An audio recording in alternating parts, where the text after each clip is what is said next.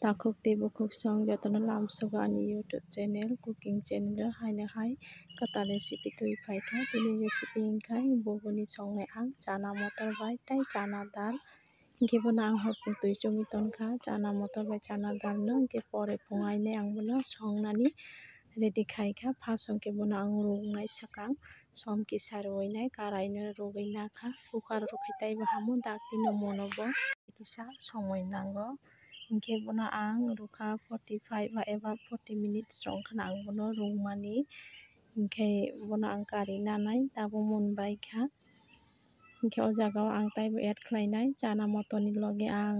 mikhumu rinai hingke alu bo rinai hingke first o ang alu no swkang serinanai alu no ang direct ruliya bono ang alada khe bono thok kisa ruoi som bai riwinai serinanai hingke alu monkha wngkhai kisa fry wngkhai o jaga o ang mikhumu no add khai rikha mikhumu bai alu no ang 7 minute ro fry khlainai hingke fry mix wngkha hingke yango ang moso kuthui kisa rawi rinai norok moso khe huri ridi ang khe cherai chana nango hinui moso kisa kom rikha hingke obo wngkha baja wngkha hingke bono ang kari nanai kaisa takra o kari nanai wngkha hingke tabuk songna tiyar khainai first o ang o jaga o piyaj add khai rinai piyaj bai sombat rinai hingke bono kaham khe color faikha hingke o jaga o ang motor rujak bai chana rujak no ang kheklai rinai hingke bono ang 5 minute ro ang tonnai hingke last hingke ang o jaga o alu bai alu serjak bai mikhumu no ang add khai rikha kaham khe mix khai nanai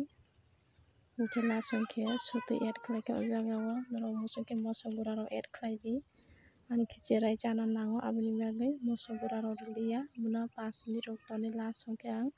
haicing bai rosun huljak no ang kheklai rikha khe haino hai tei bono ang mix khlai nanai kaham khe hingke last hingke bono ang butui riwui tabuk song motor rujak o jaga o ang tui common riyo tui kutung se add khlaio last o hingke tomato kisa add khai rikha ang chop system rawi hingke tabuk bono ang